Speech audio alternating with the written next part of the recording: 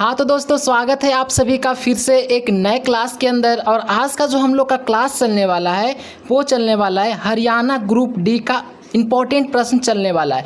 जितने भी प्रश्न लेकर के आया हूँ वो सारे ही प्रश्न ऐसे प्रश्न लेके आया हूँ जो पिछले किसी न किसी साल में ये सारे क्वेश्चन पूछा गया है, और आपके एग्ज़ाम में जो आने वाला एग्ज़ाम है उसमें भी इसी टाइप का क्वेश्चन पूछा जाएगा। तो सारा ही प्रश्न आपके लिए इंपॉर्टेंट है। सारा प्रश्न को देखिए और अपना स्कोर कमेंट करके बताइए कि आप लोगों ने कितने क्वेश्चन का आंसर सही दिया है। तो चलिए चलते हैं क्लास की ओर। चलिए, पहला नंबर प्रश्न क्या कह रहा है कि हरियाणा राज्य का गठन किस वर्ष हुआ था। ये काफ़ी ही ज़्यादा इंपॉर्टेंट है। एग्जाम में आपसे सीधे ये सवाल पूछा जा सकता है कि हरियाणा राज्य का गठन किस वर्ष हुआ था।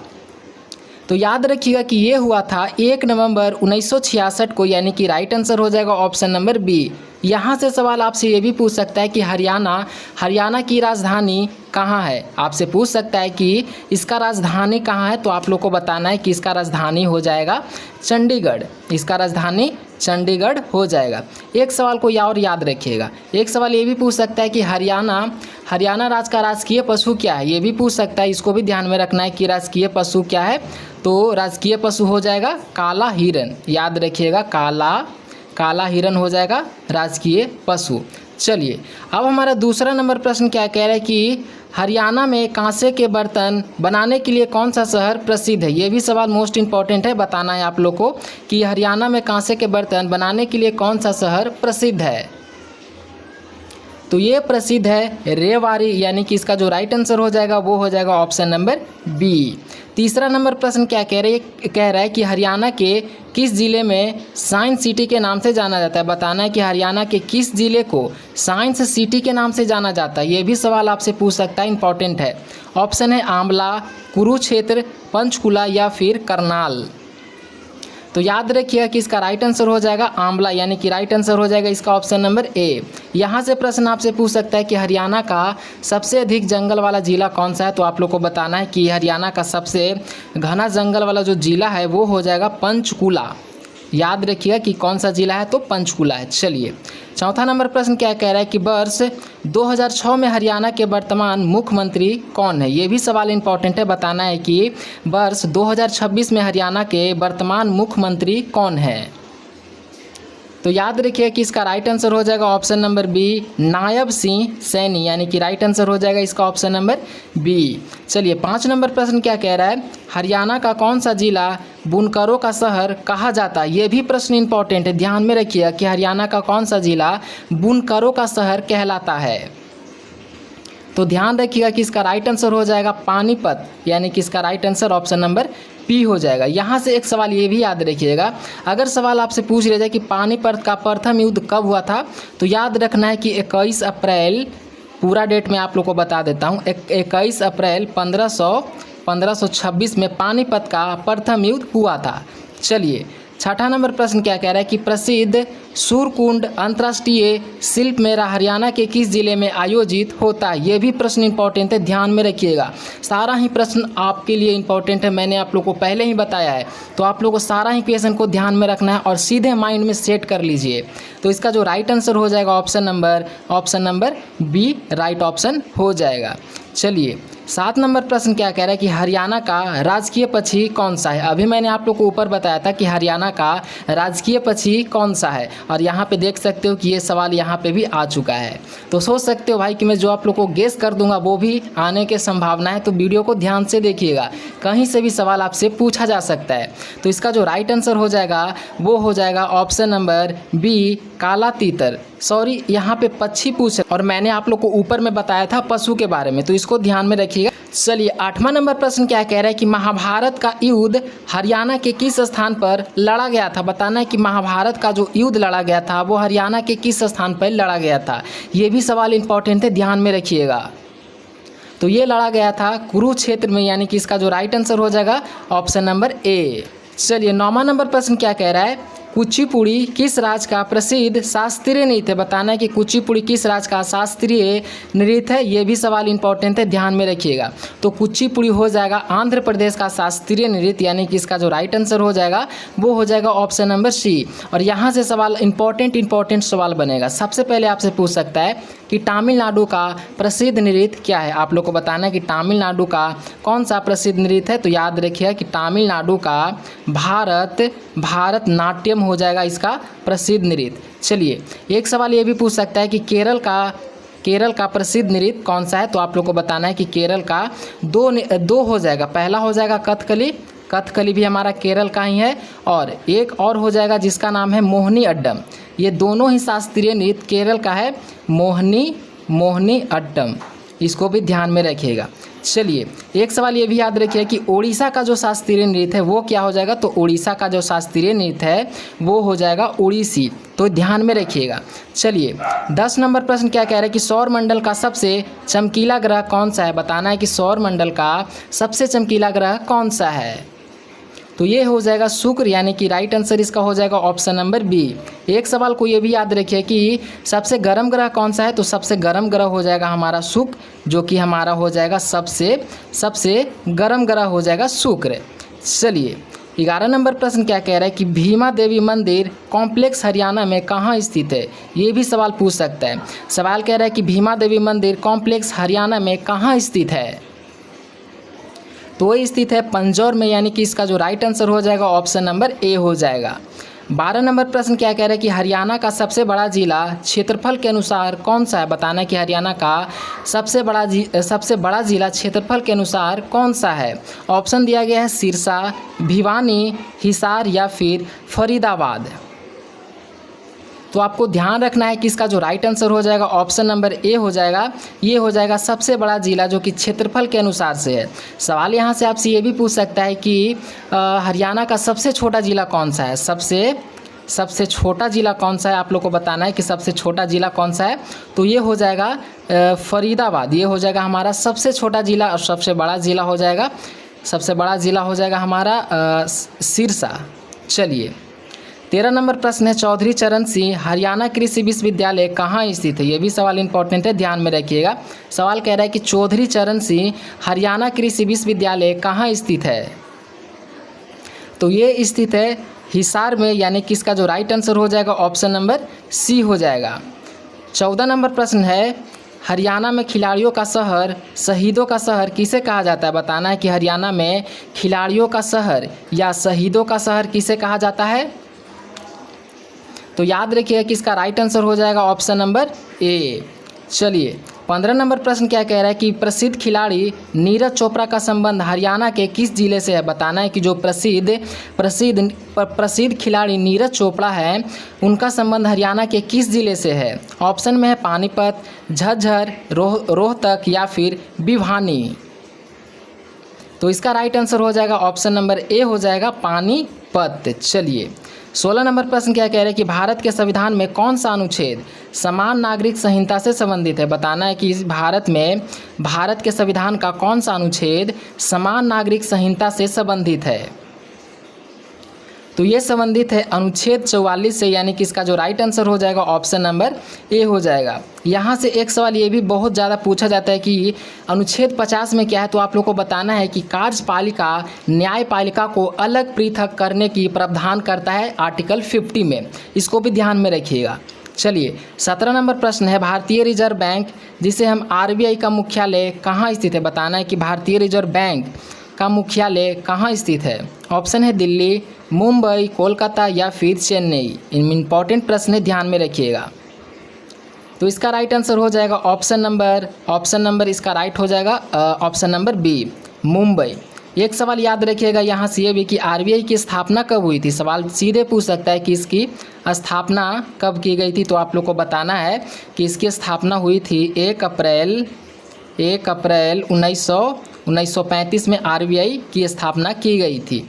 चलिए, 18 नंबर प्रश्न क्या कह रहा है कि नीति आयोग के अध्यक्ष कौन होते हैं। बताना है कि नीति आयोग के अध्यक्ष कौन होते हैं। तो याद रखिए कि नीति आयोग के अध्यक्ष प्रधानमंत्री हो जाएंगे, तो इसका राइट आंसर हो जाएगा ऑप्शन नंबर सी। चलिए 19 नंबर प्रश्न क्या कह रहा है कि हरियाणा का कौन सा नदी हिमाचल प्रदेश के सिरमौर के चलिए 19 नंबर प्रश्न क्या कह रहा है कि हरियाणा की कौन सी नदी हिमाचल प्रदेश के सिरमौर से निकलकर आंवला के रास्ते हरियाणा में प्रवेश करती है। ऑप्शन दिया गया है यमुना, घग्गर, मारकंडा या फिर साहिबा। तो इसका जो राइट आंसर हो जाएगा वो हो जाएगा ऑप्शन नंबर बी, घग्गर। चलिए 20 नंबर प्रश्न क्या कह रहा है कि choose the correct antonym of ancient. आपको ध्यान रखना है कि एंटोनम का मतलब क्या होता है, तो इसका मतलब होता है विलोम, यानी कि आपसे विलोम शब्द यहाँ पे पूछा जा रहा है इसका कि एनिसेंट का विलोम क्या होगा। तो ये हो जाएगा मॉडर्न, यानी कि इसका राइट आंसर हो जाएगा ऑप्शन नंबर बी। चलिए 21 नंबर प्रश्न क्या कह रहा है कि identify the correct spelling word, यानी कि यहाँ पे 3 जो मीनिंग दिया हुआ है वो गलत है और 1 मीनिंग सही दिया है। तो बताना है कि कौन सा यहाँ पे राइट मीनिंग दिया गया है। तो यहाँ पे ये वाला रिसीव सही लिखा हुआ है, बाकी ये भी गलत है, ये भी गलत है, ये भी गलत है। तो राइट आंसर हो जाएगा इसका ऑप्शन नंबर बी। 22 नंबर प्रश्न क्या कह रहा है कि पानीपत का तीसरा लड़ाई 1761 में किसके बीच लड़ी गई थी। सबसे पहले आप लोग को याद रखना है कि पानीपत का जो तीसरा लड़ाई हुआ था वो हुआ था 1761 में। अब सवाल क्या कह रहा है कि किसके बीच लड़ी गई थी। तो ये लड़ी गई थी अहमद शाह अब्दाली और मराठा के बीच, यानी कि इसका जो राइट आंसर हो जाएगा ऑप्शन नंबर सी हो जाएगा। चलिए 23 नंबर प्रश्न क्या कह रहा है कि भाखड़ा नागल बांध के जनक के रूप में हरियाणा के किस महान व्यक्ति को जाना जाता है। ये सवाल मोस्ट इंपॉर्टेंट है, ध्यान में रखिएगा। बताना है कि भाखड़ा नागल बांध के जनक के रूप में हरियाणा के किस महान व्यक्ति को जाना जाता है। तो याद रखिएगा कि सर छोटू राम को जाना जाता है, यानी कि इसका राइट आंसर हो जाएगा ऑप्शन नंबर बी। चलिए 24 नंबर प्रश्न क्या कह रहा है कि सुल्तानपुर राष्ट्रीय उद्यान हरियाणा के किस जिले में स्थित है। बताना है कि ये जो सुल्तानपुर राष्ट्रीय उद्यान है वो हरियाणा के किस जिले में स्थित है। सवाल आपसे ये पूछा जा सकता है। तो ये स्थित है गुरुग्राम में, तो यानी कि इसका राइट आंसर हो जाएगा ऑप्शन नंबर सी। 25 नंबर प्रश्न है भारत का सबसे पुराना राष्ट्रीय उद्यान कौन सा है। बताना है कि भारत का सबसे पुराना राष्ट्रीय उद्यान कौन सा है। तो इसका राइट आंसर हो जाएगा ऑप्शन नंबर ए, जिम कॉर्बेट राष्ट्रीय उद्यान, यानी कि राइट आंसर हो जाएगा इसका ऑप्शन नंबर ए। सवाल यहाँ से पूछ सकता है कि जिम कॉर्बेट राष्ट्रीय उद्यान की स्थापना कब हुई थी। आप लोग को बताना है कि जिम कॉर्बेट राष्ट्रीय उद्यान की स्थापना कब हुई थी। तो ये हुई थी 1936 में, याद रखिएगा। चलिए 26 नंबर प्रश्न क्या कह रहे हैं कि पानी का अधिकतम घनत्व किस तापमान पर होता है। बताना है कि पानी का जो अधिकतम घनत्व होता है वो किस तापमान पर होता है।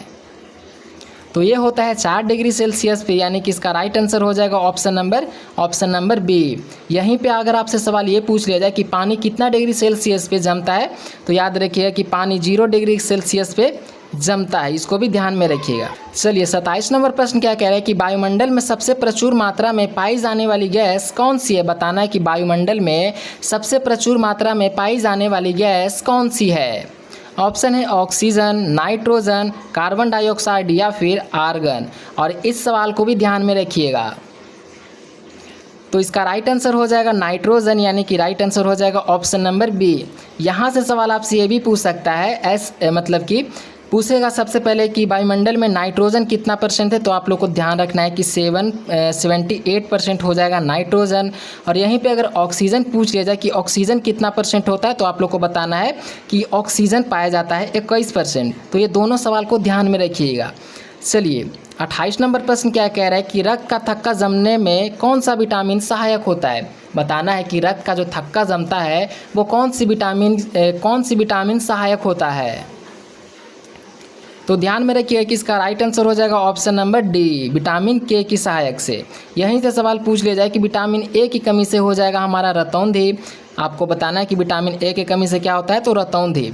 सवाल यहाँ से पूछ सकता है कि विटामिन डी किससे प्राप्त होता है। तो आप लोग को बताना है कि विटामिन डी सूर्य के प्रकाश से विटामिन डी प्राप्त होता है। तो इसको भी ध्यान में रखिएगा। चलिए 29 नंबर प्रश्न है विटामिन सी का रासायनिक नाम क्या है। आप लोग को बताना है कि विटामिन सी का रासायनिक नाम क्या है। तो विटामिन सी का रासायनिक हो जाएगा एस्कॉर्बिक एसिड, यानी कि राइट आंसर हो जाएगा ऑप्शन नंबर बी। चलिए 30 नंबर प्रश्न है, सार्क का मुख्यालय कहाँ स्थित है? बताना है कि सार्क का मुख्यालय कहाँ स्थित है। ऑप्शन है नई दिल्ली, ढाका, काठमांडू या फिर कोलंबो। तो इसका राइट आंसर हो जाएगा ऑप्शन नंबर सी, काठमांडू। चलिए 31 नंबर प्रश्न क्या कह रहा है कि भारत की सबसे लंबी नदी कौन सी है? काफ़ी सिंपल प्रश्न आया है, पूछ रहा है कि भारत की सबसे लंबी नदी कौन सी है। ऑप्शन है गोदावरी, गंगा, ब्रह्मपुत्र या फिर सिंधु। तो इसका राइट आंसर हो जाएगा ऑप्शन नंबर बी, गंगा। चलिए 32 नंबर प्रश्न क्या कह रहा है कि जंग लगने पर लोहे के भार में क्या परिवर्तन होता है? आपको बताना है कि अगर कोई लोहे वाला सामान पे अगर जंग लग जाए तो उस पर क्या प्रभाव पड़ेगा, मतलब कि उसमें क्या परिवर्तन होगा। तो सिंपल सा क्वेश्चन है कि अगर लोहे पे जंग लगता है तो उसका भार है जो कि बढ़ जाएगा, यानी कि इसका राइट आंसर हो जाएगा ऑप्शन नंबर ए। 33 नंबर प्रश्न है, कर्क रेखा भारत के कितने राज्यों से होकर गुजरती है? ये भी सवाल इंपॉर्टेंट है, पूछ सकता है आपसे। सवाल कह रहा है कि कर्क रेखा भारत के कितने राज्यों से होकर गुजरती है। ऑप्शन में 6, 7, 8 या फिर 9। तो ध्यान रखिएगा कि इसका राइट आंसर हो जाएगा ऑप्शन नंबर सी, 8। चलिए 34 नंबर प्रश्न है, प्रसिद्ध दांडी मार्च गांधी जी ने किस द्वारा किस वर्ष शुरू गई थी? सबसे पहले यहाँ से आप लोग को एक क्वेश्चन को ध्यान में रखना है कि दांडी मार्च किसने शुरुआत की थी? तो ये किए थे महात्मा गांधी जी ने। एक प्रश्न ए बनता है। दूसरा प्रश्न आपसे पूछ रहा है कि ये गांधी जी के द्वारा किस वर्ष शुरू किया गया था, यानी कि सिंपल सा प्रश्न कह रहा है कि दांडी यात्रा, दांडी मार्च किस वर्ष शुरू की गई थी? तो ये की गई थी 1930 में, यानी कि राइट आंसर हो जाएगा इसका ऑप्शन नंबर बी। यहाँ से सवाल आपसे पूछ सकता है कि असहयोग आंदोलन कब हुआ था? तो ये हुआ था 1920 में। असहयोग आंदोलन हुआ था 1920 में। यहीं से एक सवाल ये भी पूछ लिया जा सकता है कि बाल गंगाधर तिलक का निधन कब हुआ था? तो आप लोग को बताना है कि बाल गंगाधर का जो निधन हुआ था वो हुआ था 1920 में। तो यहाँ से 2 प्रश्न बनते हैं और दोनों ही प्रश्न इंपॉर्टेंट है, तो ध्यान में रखिएगा। चलिए 35 नंबर प्रश्न है, वाहनों को पीछे का ट्रैफिक देखने के लिए किस दर्पण का उपयोग किया जाता है? आपसे सवाल कह रहा है कि वाहनों को पीछे का ट्रैफिक देखने के लिए किस दर्पण का प्रयोग किया जाता है? तो ये किया जाता है उत्तल दर्पण का प्रयोग, यानी कि राइट आंसर हो जाएगा इसका ऑप्शन नंबर बी। सवाल को ध्यान में रखिए कि हजामती दर्पण में किस दर्पण का प्रयोग करते हैं? तो आप लोग को बताना है कि हजामती दर्पण में अवतल दर्पण का प्रयोग करते हैं। और जो डॉक्टर वगैरह यूज करता है जैसे नाक कान वगैरह चेक करने के लिए, तो वो भी अवतल दर्पण का ही प्रयोग करता है। तो इसको भी ध्यान में रखिएगा। सवाल किसी भी तरीके से घुमा के पूछेगा तो आप लोग को सही जवाब देना है, इसीलिए वीडियो को ध्यान से देखिए आप लोग। चलिए 36 नंबर प्रश्न क्या कह रहा है कि हरियाणा के किस राज्य में देश का पहला अनाज एटीएम स्थापित किया गया था? मोस्ट इंपॉर्टेंट प्रश्न है, ध्यान में रखिएगा सवाल को। सवाल कह रहा है कि हरियाणा के किस शहर में देश का पहला अनाज एटीएम स्थापित किया गया था? तो ये किया गया था गुरुग्राम में, यानी कि राइट आंसर हो जाएगा ऑप्शन नंबर बी। 37 नंबर प्रश्न है, मानव शरीर की सबसे बड़ी ग्रंथि कौन सी है? बताना है कि मानव शरीर की सबसे बड़ी ग्रंथि कौन सी है, और ये भी सवाल इंपॉर्टेंट है। तो ये हो जाएगा right answer option number B, liver, जिसे यकृत भी कहा जाता है। चलिए यहाँ से सवाल एक ये भी याद रखिए कि मास्टर ग्रंथि किसे कहते हैं? आप लोग को बताना है कि मास्टर ग्रंथि किसे कहते हैं। तो मास्टर ग्रंथि हम लोग पीयूष ग्रंथि को मास्टर ग्रंथि कहते हैं। चलिए 38 नंबर प्रश्न क्या कह रहा है कि प्रकाश वर्ष किसका मात्रक है? बताना है कि प्रकाश वर्ष किसका मात्रक है। तो ये हो जाएगा दूरी का मात्रक, यानी कि राइट आंसर हो जाएगा ऑप्शन नंबर बी। 39 नंबर प्रश्न है, भारत में सफ़ेद क्रांति या ऑपरेशन फ्लड का जनक किसे कहा जाता है? बताना है कि भारत में सफ़ेद क्रांति या ऑपरेशन फ्लड का जनक किसे माना जाता है? सवाल को ध्यान में रखिएगा। तो ये माना जाता है डॉक्टर वर्गीस कुरियन, यानी कि राइट आंसर हो जाएगा ऑप्शन नंबर बी। एक सवाल को ये भी याद रखिए कि सफ़ेद क्रांति कब हुआ था? तो आप लोग को बताना है कि सफ़ेद क्रांति हुआ था 1970 में। चलिए 40 नंबर प्रश्न क्या कह रहे हैं कि हरियाणा का कौन सा जिला हिमाचल प्रदेश, पंजाब और राजस्थान तीनों राज्य के साथ सीमा साझा करता है, बल्कि पूरी तरीके से हरियाणा के अंदर घिरा है? तो इसका राइट आंसर हो जाएगा ऑप्शन नंबर इसका राइट आंसर हो जाएगा ऑप्शन नंबर बी, रोहतक। ध्यान में रखिएगा, ये भी सवाल इंपॉर्टेंट है। चलिए 41 नंबर प्रश्न क्या कह रहा है दिए गए विकल्पों में विषम ऑड को चुनिए। आप लोग को बताना है कि इसमें विषम ऑड कौन सा है। देखो थोड़ा सा आप लोग को गेस भी कर देता हूँ। इसमें आप लोग को मंथ से चेक करना है, महीना से चेक करना है कि कौन सा मंथ में, जैसे कि जनवरी में किस महीने में पूरा होता है, मतलब कि 31 को महीना लगता है या फिर 29 को लगता है। इस तरीके से इस सवाल को चेक करना है। मैंने इतना गेस कर दिया है, आप लोग का उत्तर कमेंट बॉक्स में आना चाहिए। तो इसका राइट आंसर हो जाएगा ऑप्शन नंबर सी, अप्रैल। अब देखो मैं आप लोग को बता देता हूँ, अप्रैल में 30 दिन होते हैं, बाकी जितने भी होते हैं सभी में 31 दिन का महीना होता है। चलिए 42 नंबर प्रश्न क्या कह रहा है कि यदि एक निश्चित कुट भाषा में CAT को DDY में लिखा जाता है तो BIG को क्या लिखा जाएगा। तो इसका राइट आंसर हो जाएगा ऑप्शन नंबर ए हो जाएगा CGL। सॉल्व करके आप लोग उत्तर कमेंट बॉक्स में बताइएगा। चलिए 33 नंबर प्रश्न क्या कह रहा है कि निम्नलिखित में से कौन सा शब्द शुद्ध है। बताना है कि इनमें से कौन सा शब्द है जो कि शुद्ध लिखा गया है। 3 शब्द हमारा अशुद्ध है, बाकी 1 शब्द शुद्ध लिखा गया है। तो यहाँ पे ये वाला कवित्री शुद्ध लिखा गया है, तो राइट आंसर हो जाएगा इसका ऑप्शन नंबर बी। और सवाल काफ़ी ज़्यादा इंपॉर्टेंट है, ध्यान में रखिएगा।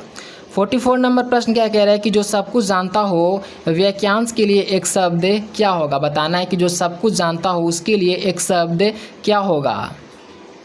तो ध्यान रखिएगा, जो सब कुछ जानता हो उसे हम लोग सर्वज्ञ कहते हैं, यानी कि राइट आंसर हो जाएगा ऑप्शन नंबर बी। और जो कम जानता हो उसे हम लोग अल्पज्ञ कहते हैं। जो कम जानता हो उसे हम लोग अल्पज्ञ कहते हैं, इसको भी ध्यान में रखिएगा। चलिए अब हमारा 45 नंबर प्रश्न है, श्रृंखला को पूरा करें। आप लोग को यहाँ पे जो श्रृंखला दिख रहा है इसको पूरा करना है।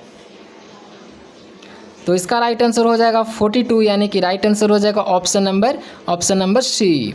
46 नंबर प्रश्न क्या कह रहा है कि एक व्यक्ति उत्तर की ओर 5 किलोमीटर चलता है, फिर दाईं ओर मुड़कर 4 किलोमीटर चलता है, फिर दाईं ओर मुड़कर 5 किलोमीटर चलता है। अब वो अपने प्रारंभिक स्थान से कितनी दूरी पे है। बताना है आप लोगों को कि इसका राइट आंसर क्या होगा। सॉल्व कीजिए और उत्तर कमेंट बॉक्स में बताइए। इसका right answer option number B हो जाएगा 4 kilometre. Right answer option number B हो जाएगा। 47 नंबर प्रश्न क्या कह रहा है कि मौलिक कर्तव्य को भारतीय संविधान के किस देश के संविधान से लिया गया है। बताना है कि जो मौलिक कर्तव्य को भारत संविधान के किस देश के संविधान से लिया गया है। तो ये लिया गया है सोवियत संघ से। राइट आंसर हो जाएगा इसका ऑप्शन नंबर बी। 48 नंबर प्रश्न है, हरियाणा के किस जिले में धान का कटोरा कहा जाता है। बताना है कि हरियाणा का कौन सा जिला है जिसे हम धान का कटोरा कहते हैं। ये सवाल इंपॉर्टेंट है, ध्यान में रखिएगा। ऑप्शन है जिंद, सिरसा, करनाल या फिर सोनीपत। तो इसका जो राइट आंसर हो जाएगा वो हो जाएगा करनाल। चलिए 49 नंबर प्रश्न क्या कह रहा है, ए बी का भाई है, सी ए की माता है, डी सी का पिता है, बी का डी से क्या संबंध है। यहाँ पे आपसे सवाल पूछ रहा है, समझिए कि सवाल क्या कह रहा है। तो ये हो जाएगा पोता और नाती, यानी कि राइट आंसर ऑप्शन नंबर ए हो जाएगा। 50 नंबर प्रश्न है, लंबोदर में कौन सा समास है। बताना है कि लंबोदर में कौन सा समास है, और ये इंपॉर्टेंट सवाल है, ध्यान में रखिएगा। तो ये हो जाएगा बहुब्रीहि समास। तो राइट आंसर हो जाएगा ऑप्शन नंबर बी। 51 नंबर प्रश्न है, सूर्योदय का सही संधि विच्छेद क्या है। आपसे सूर्योदय का संधि विच्छेद पूछ रहा है कि क्या होगा। तो इसका राइट आंसर ऑप्शन नंबर ए हो जाएगा सूर्य प्लस उदय, यानी कि राइट आंसर ऑप्शन नंबर ए हो जाएगा। 52 नंबर प्रश्न है, अंगूठा दिखाना मुहावरे का सही अर्थ क्या होगा। बताना है कि अंगूठा दिखाना मुहावरे का सही अर्थ क्या होगा। तो ये हो जाएगा मदद करने से साफ मना करना, यानी कि राइट आंसर हो जाएगा ऑप्शन नंबर ए। 53 नंबर प्रश्न है, आकाश का सही परिवाची शब्द चुनिए। इंपॉर्टेंट सवाल है, आप लोग को ध्यान में रखना है। आकाश का जो परिवाची शब्द हो जाएगा वो हो जाएगा गगन, यानी कि राइट आंसर हो जाएगा इसका ऑप्शन नंबर ए। 54 नंबर प्रश्न है, अंधकार का सही विलोम शब्द क्या होगा। बताना है कि अंधकार का जो विलोम शब्द वो क्या होगा। तो ध्यान में रखिए कि अंधकार का जो विलोम शब्द हो जाएगा वो प्रकाश हो जाएगा। तो राइट आंसर हो जाएगा ऑप्शन नंबर सी। 55 नंबर प्रश्न क्या कह रहा है कि चूज द सिनोनिम ऑफ एविडॉन आप लोग को साइनोम आपसे पूछ रहा है कि इसका साइनोम क्या होगा। तो इसका राइट आंसर 4 से हो जाएगा, यानी कि right answer option number B हो जाएगा। 56 नंबर प्रश्न क्या कह रहा है कि fill in the blanks with correct article. आपसे यहाँ पे आर्टिकल फिल करने के लिए बोल रहा है। क्वेश्चन है ही इज हॉर्नेबल मैन। तो यहाँ पे हम लोग एन का प्रयोग करेंगे, यानी कि इसका जो राइट आंसर हो जाएगा वो हो जाएगा ऑप्शन नंबर बी। 57 नंबर प्रश्न क्या कह रहा है कि choose the one word suitable for a person who looks at bright side of things. तो इसका right answer option number B हो जाएगा। सवाल को ध्यान में रखिएगा, ऐसा सवाल आपसे पूछा जाएगा। 58 नंबर प्रश्न क्या कह रहा है कि fill in the blanks with the appropriate preposition she is found music. तो यहाँ पे हम लोग ऑफ का प्रयोग करेंगे, यानी कि right answer option number B हो जाएगा। 59 नंबर प्रश्न है change the sentence into passive voice, यानी कि पैसिव वॉइस में चेंज करने के लिए बोल रहा है राम किल्ड ए स्नेक। तो इसको आप लोग को पैसिव वॉइस में चेंज करके बताना है। तो इसको आप लोग चेंज कीजिएगा तो हो जाएगा a snake was killed by Ram, यानी कि राइट आंसर हो जाएगा ऑप्शन नंबर बी। चलिए अब हमारा लास्ट नंबर क्वेश्चन आ चुका है कि select the meaning of the item to turn over a new leaf. तो ये हो जाएगा right answer option number A to change one's behaviour for the better, यानी कि राइट आंसर हो जाएगा ऑप्शन नंबर बी। तो दोस्तों हम लोगों ने सारे ही क्वेश्चन को देख लिया है, तो आप लोग स्कोर कमेंट कीजिए कि आपने कितने क्वेश्चन का आंसर राइट दिया है।